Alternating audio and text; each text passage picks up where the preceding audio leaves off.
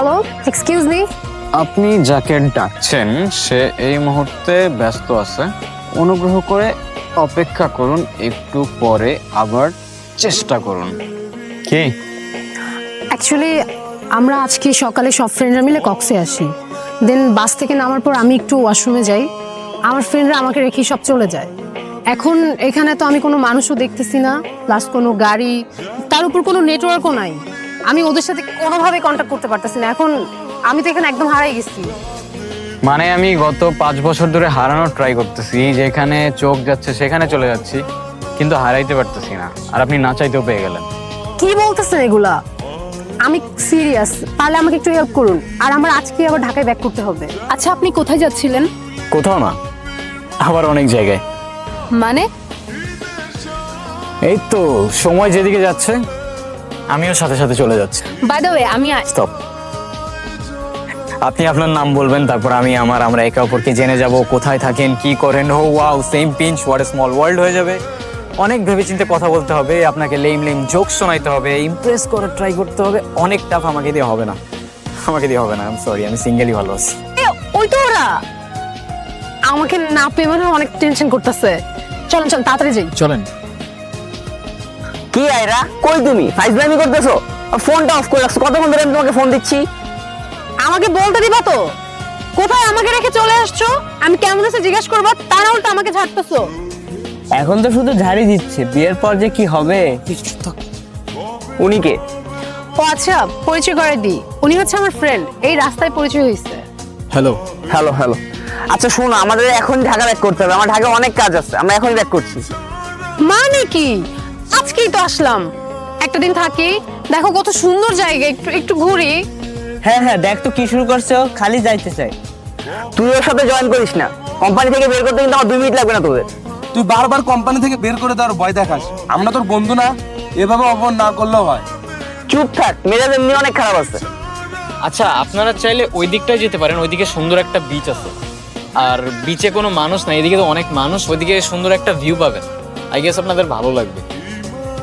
কি আমাকে দেখে কি মুছে ফেললেন? আরে না, কিছু না। আচ্ছা, আপনি কিন্তু আপনার স্টোরিটার বললেন না। সত্যি কথা বলতে স্টোরিটা শেয়ার করতে আসছি। প্রতিদিন স্কুলে যাওয়ার সময় ওই ছেলেটা একটা করে চিঠি রেখে যেত।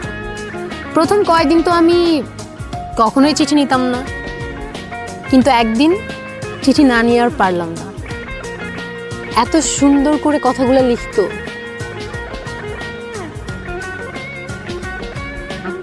আর ওকে নিয়ে যতই বলি ততই কম হয়ে যাবে। আচ্ছা, তারপরও কেন যেন আপনাকে খুব বলতে ইচ্ছা করছে। লাইফ কিন্তু একটাই, যেটা ইচ্ছা করছে এখনই করে ফেলুন। কে জানে পরে আবার সময় পাবেন কি পাবেন না। ওর সাথে আমার প্রতিদিনই চিঠি দিয়ে নেওয়া হতো। ওকে কতবার বললাম আমার সামনে এসে দেখা করতে, ও কখনো করেনি। কেন করেনি জানি না। তারপর তারপর আর কি, বাবার বদলি হয়ে যায়, আবার ঢাকায় চলে যেতে হয়।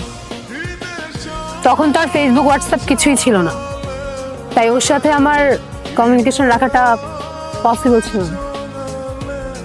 আমি ওকে অনেক খুঁজেছি জানেন, কিন্তু পাইনি। আমার সবচেয়ে বড় আফসোসটা কি জানেন?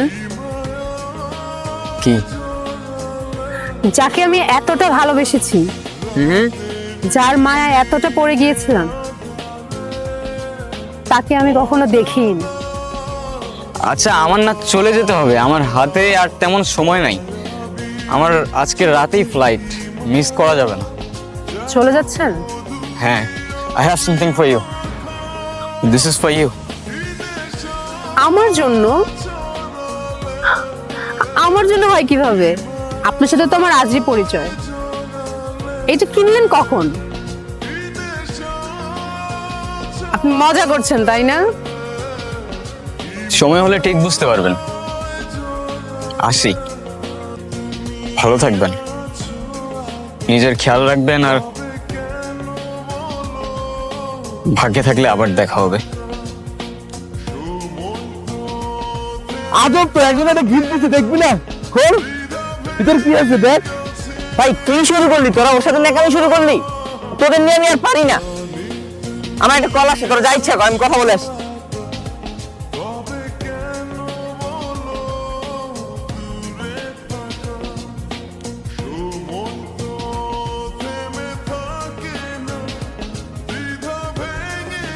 নীরব, এটা নীরব ছিল?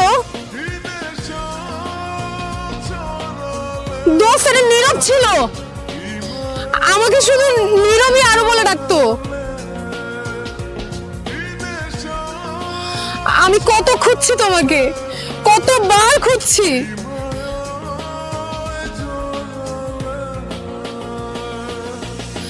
আবার এত কাছে পেয়ে হারাই ফেললাম।